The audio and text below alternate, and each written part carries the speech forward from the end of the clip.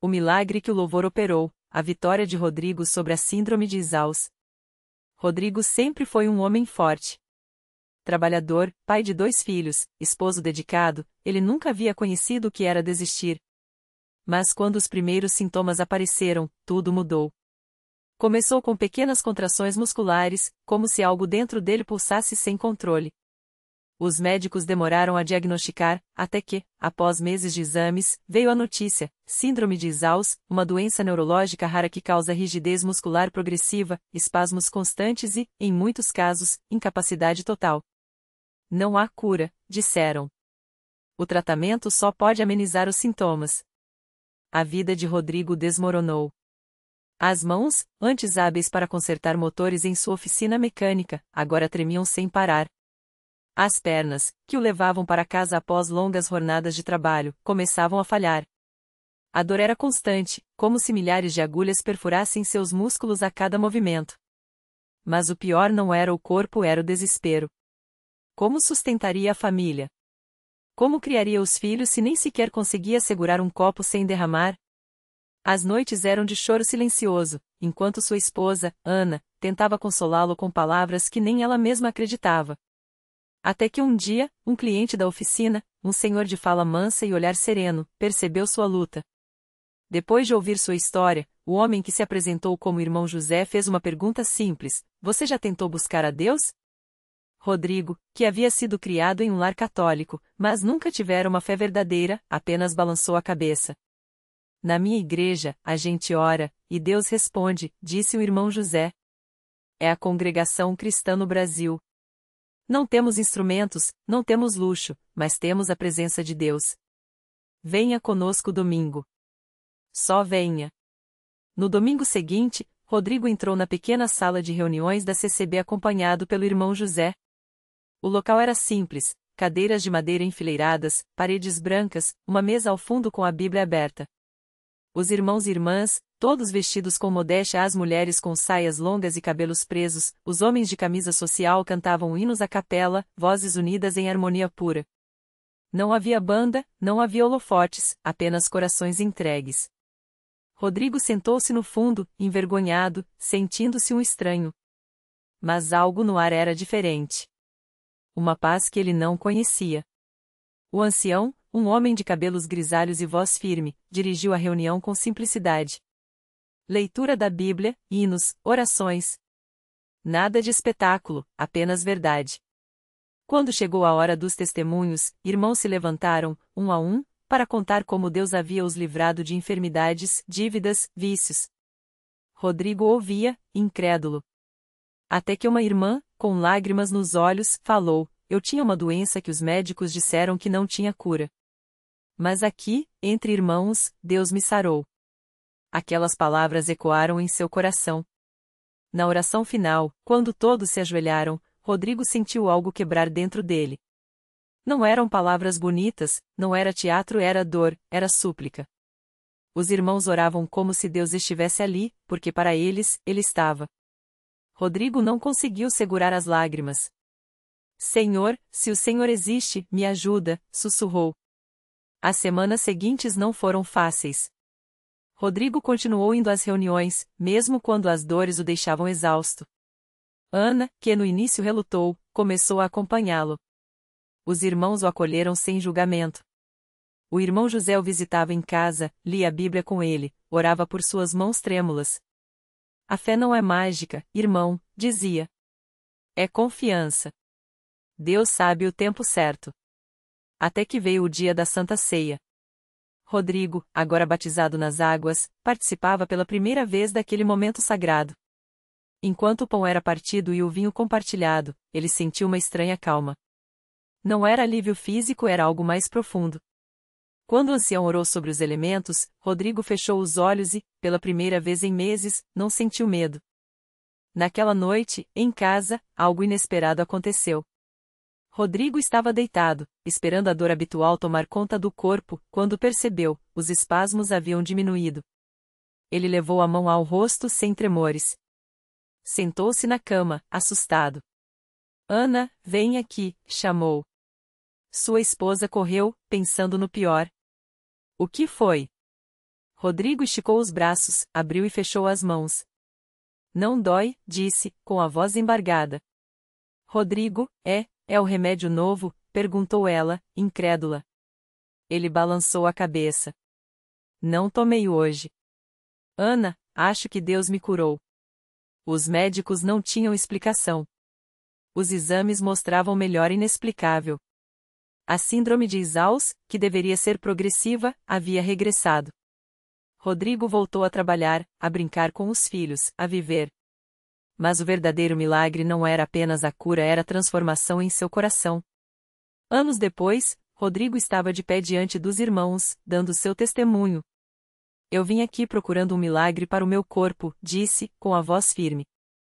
Mas Deus me deu algo muito maior, Ele me deu a Ele mesmo.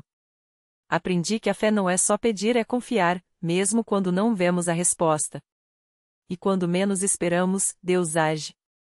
A igreja cantou o hino 120, Louvai ao Senhor, todos os povos, e Rodrigo, com os olhos brilhantes, entoou com força. Não havia instrumentos, apenas vozes. Mas para ele, aquele som era o mais belo do mundo porque ali, entre irmãos humildes e corações sinceros, Deus havia operado o impossível. Lição de vida: às vezes, Deus não tira o sofrimento imediatamente, mas Ele nunca nos abandona no meio dele. A verdadeira vitória não está apenas na cura, mas na fé que nos sustenta até que ela chegue. Rodrigo voltou para casa naquela noite com o coração leve, mas o corpo ainda frágil. Os remédios continuavam na gaveta, as dores ainda vinham em ondas, mas algo dentro dele havia mudado. Sua esposa, Maria, notou a diferença logo que ele entrou pela porta. Não era a cura física que ela via, era uma paz que não existia antes. O que aconteceu lá? Ela perguntou, segurando suas mãos. Rodrigo sorriu, e pelos primeiros minutos desde o diagnóstico, não falou da doença. Falou de Deus.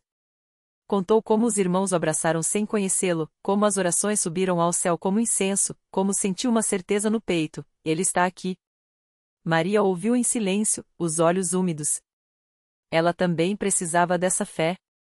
Nos dias seguintes, Rodrigo continuou indo aos cultos, mesmo quando as pernas doíam. Levava Maria com ele, e pouco a pouco, ela também começou a sentir aquele mesmo consolo. Não era fácil.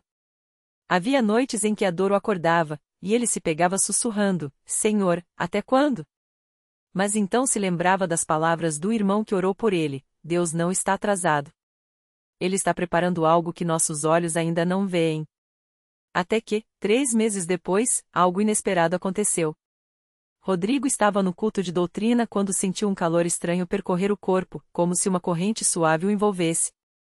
Não foi dramático nenhum raio, nenhuma voz do céu. Só uma certeza profunda: está feito. Ele se levantou, sem pensar, e começou a andar pela igreja. Primeiro devagar, depois com passos firmes. Os irmãos olhavam, alguns chorando, outros louvando em voz alta. Irmãos, eu estou curado. Ele disse, e a igreja explodiu em glórias a Deus. O médico que o atendeu na semana seguinte não encontrou sinais da doença. Os exames vieram limpos. Os remédios foram guardados para sempre.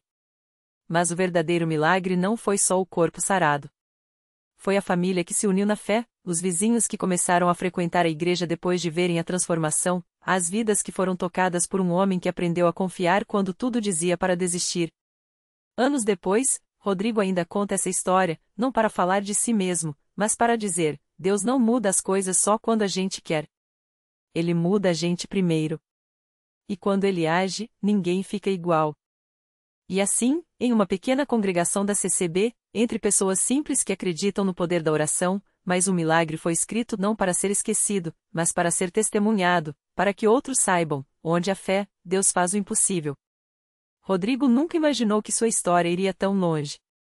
Depois daquele dia, ele e a família se tornaram pilares na congregação. Não eram pessoas de grandes palavras, mas de ações que falavam por si. Toda terça-feira, ele estava lá, ajudando a organizar as cadeiras, limpando o salão ou simplesmente ouvindo alguém que precisava desabafar. Sua esposa, que antes mal entrava em uma igreja, agora liderava o grupo de senhoras, ensinando as mais novas a costurar e, entre uma linha e outra, a confiar em Deus. Até os filhos, que na época eram crianças, cresceram com uma fé que não era só de ouvir falar, mas de ver acontecer. Um dia, um jovem chamado Lucas chegou à congregação arrastado pela mãe, depois de anos se afundando em vícios. Ele olhava para todo mundo com desconfiança, como se dissesse: "Isso aqui não é para mim." Mas Rodrigo não desistiu. Começou a conversar com ele depois dos cultos, sem pressionar, só compartilhando sua própria história. "Eu também achei que não tinha jeito", dizia, enquanto tomavam um café na calçada da igreja. "Mas Deus não olha pra gente pelo que a gente já fez. Ele olha pelo que a gente ainda pode ser." Lucas não mudou da noite para o dia. Teve recaídas, teve dias que sumiu, teve vezes que a mãe chorou achando que tinha perdido o filho de vez. Mas Rodrigo e os irmãos da igreja não soltaram a mão dele. Orações foram feitas em segredo, visitas inesperadas, palavras certas na hora certa. Até que, num domingo comum, Lucas subiu ao púlpito com a Bíblia trêmula nas mãos e contou como Deus tinha tirado ele do fundo do poço. Não foi um processo bonito, não foi rápido, mas foi real. E naquele dia, mais uma família inteira se ajoelhou nos bancos da CCB, porque quando um se levanta, outros são puxados junto. Os anos passaram, e a pequena congregação que viu Rodrigo ser curado cresceu. Não por estratégias humanas, mas porque milagres chamam milagres. Uma senhora com câncer em estágio avançado recebeu alta médica sem explicação. Um casal à beira do divórcio renovou os votos depois de um culto de oração. Um homem que chegou arrastando as pernas por causa de um acidente saiu do templo caminhando firme, com lágrimas nos olhos e a bengala esquecida no banco. E Rodrigo? Ele ainda está lá, toda semana, com a mesma simplicidade de sempre. Às vezes, alguém novo chega e pergunta: "É verdade que o Senhor foi curado aqui?" Ele sorri, aponta para as marcas que ainda tem no corpo, lembranças de uma batalha que perdeu a força, e diz: "O milagre não foi só a cura. Foi aprender que Deus não precisa de gente perfeita, só de coração disposto."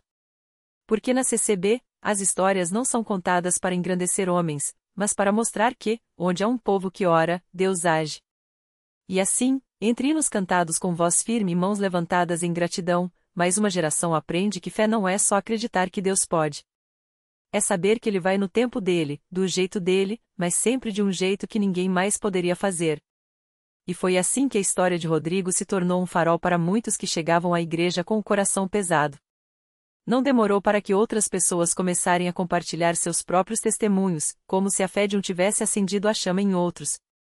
Como a dona de casa Maria, que há anos lutava contra uma depressão que a deixava presa em casa, sem forças nem para cuidar dos filhos.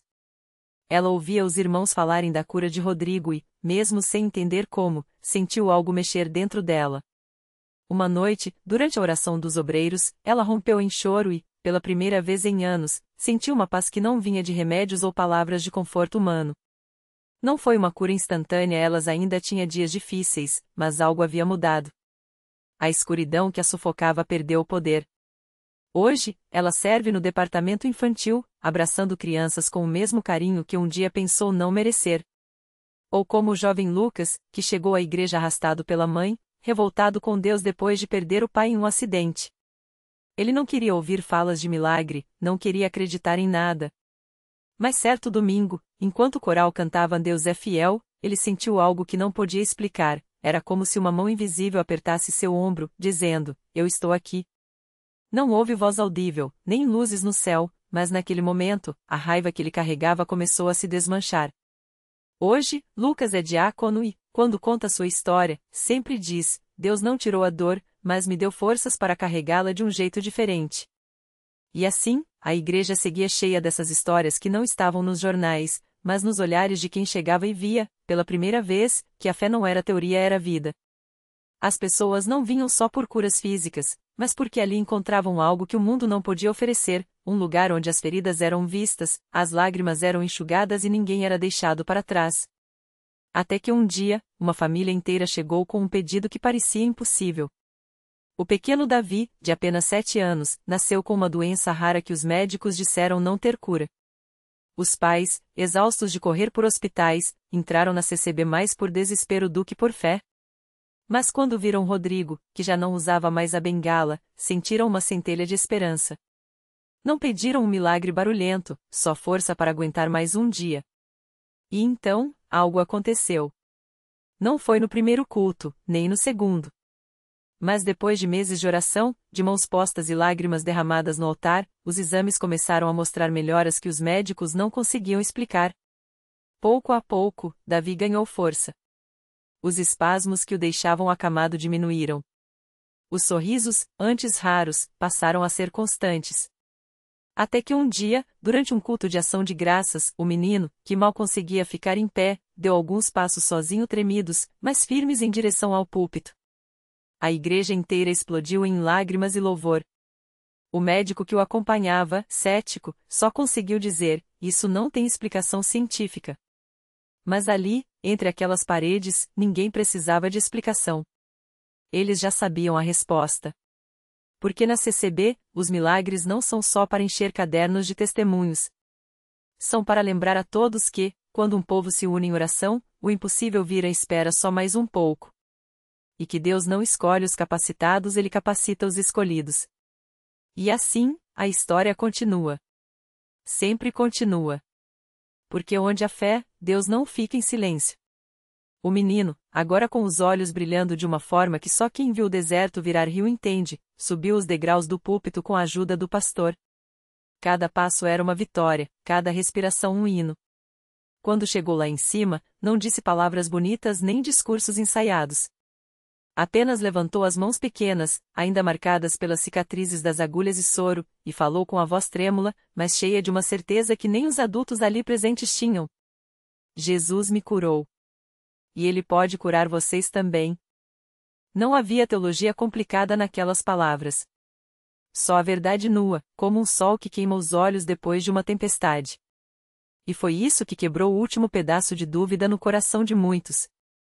Até mesmo o pai do menino, um homem de poucas palavras e muitas batalhas, caiu de joelhos ali mesmo, no meio da congregação, chorando como criança.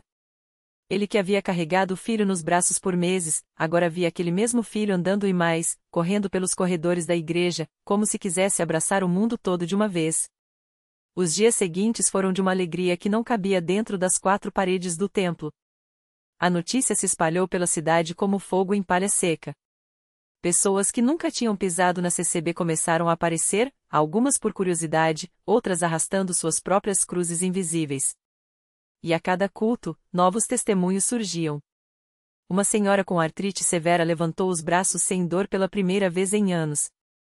Um jovem viciado em drogas, trazido à força pela mãe, deixou o altar livre dos demônios que o atormentavam. Um casal que há uma década tentava ter um filho recebeu a promessa e 9 meses depois, o choro de um bebê encheu a casa que antes só ecoava silêncios. Mas o milagre do menino não parou nele. Ele se tornou um pequeno missionário dentro da própria igreja. Toda semana, ele sentava ao lado de alguém que chegava quebrado, seja por doença, por vícios ou por desespero, andava até eles, pegava na mão e dizia: "Vem, Deus está te esperando." E as pessoas iam. Porque como resistir a uma criança que já tinha visto o milagre de perto? Que já tinha sido tirado das garras da morte não por remédios, não por sorte, mas por um Deus que ouve o clamor do seu povo. Um ano depois, o médico que havia declarado a cura inexplicável voltou à igreja. Dessa vez, não como profissional, mas como um homem quebrado.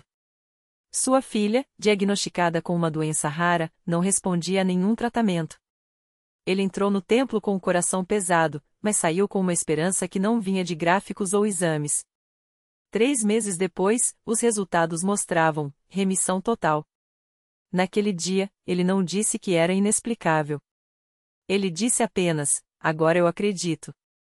E assim a CCB continuou sendo o que sempre foi, um lugar onde as lágrimas são enxugadas, onde as cadeiras de rodas são deixadas para trás, onde os corações partidos são costurados com fios de ouro. Não porque os pastores sejam perfeitos, eles também choram, também duvidam às vezes, mas porque ali, no meio do povo simples, Deus escolheu fazer morada. Não em templos de mármore, mas em vidas que se rendem. E a história do menino? Ele cresceu.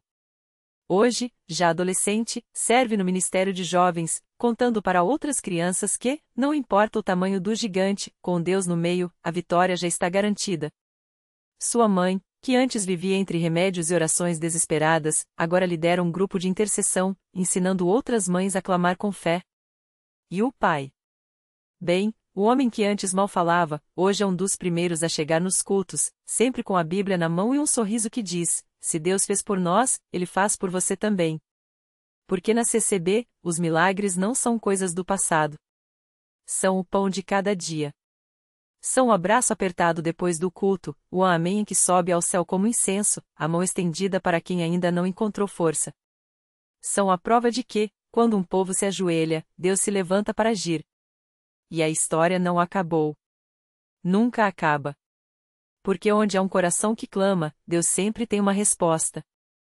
E na Congrega Cristã no Brasil, a resposta costuma chegar com um abraço, um sorriso e a certeza de que, no final, tudo vai dar certo. Sempre. O milagre completo e a lição que ficou. O dia em que Mateus, aos 7 anos, correu pela primeira vez sem muletas, a igreja inteira chorou. Não foram lágrimas de surpresa, afinal, aquelas mães já tinham orado por cada osso, cada músculo, cada suspiro daquele menino por meses, mas de gratidão por ver a promessa se cumprir. O médico que dissera nunca agora balançava a cabeça, incrédulo, enquanto o pequeno escalava os degraus do altar para abraçar o pai. O mesmo homem que outrora se escondeu atrás do silêncio agora gritava: glória a Deus, com a voz rouca de emoção. Anos depois, Mateus se tornaria um jovem que, nas mesmas fileiras onde sua mãe orou, estendia as mãos para outros que chegavam quebrados. Minha cura começou quando minha mãe se recusou a aceitar um não como resposta, costumava dizer. E era verdade, o milagre não foi só nas pernas dele, mas no coração daqueles que aprenderam que a fé não é esperar Deus agir, é agir como se ele já tivesse agido. Hoje, naquela congregação, quando uma mãe nova chega com o filho nos braços e os olhos cheios de dúvida, alguém sempre sussurra: lembra do Mateus? Porque milagres não são apenas histórias, são sementes de esperança plantadas no chão da dor, que brotam quando menos esperamos. A lição: Deus não muda as circunstâncias só para nos dar o que pedimos, mas para nos transformar no que Ele sonhou.